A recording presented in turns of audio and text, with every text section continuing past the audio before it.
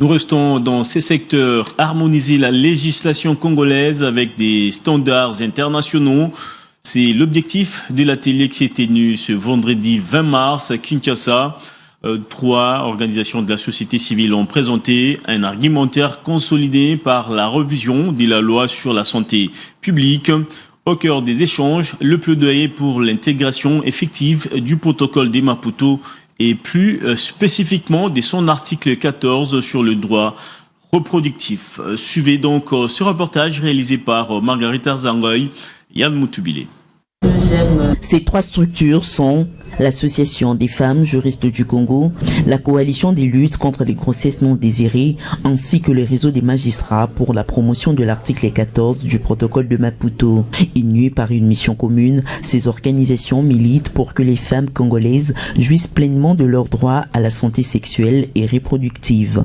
Le point de friction, l'article 86 de la loi numéro 18/035 qui n'autorise l'avortement qu'en cas de menace pour la santé de la mère ou de malformation du fœtus.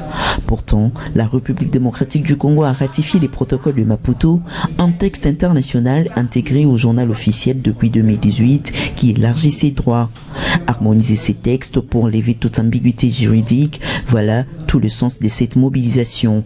Par rapport à l'article 86, celle portée par la CGND, c'est vraiment plus pour l'intégration de dispositions de l'article 14.2.c du protocole de Maputo, particulièrement en cas de viol, en cas d'inceste, de la reconnaissance de l'accès à l'avortement sécurisé. Après cette rencontre portée sur la consolidation de l'argumentaire, Eva Yalinga fixe le perspective. Après, en fait, la consolidation de cette proposition de loi, ça sera porté par un député afin de soutenir cette initiative jusqu'à son adoption au niveau du Parlement congolais.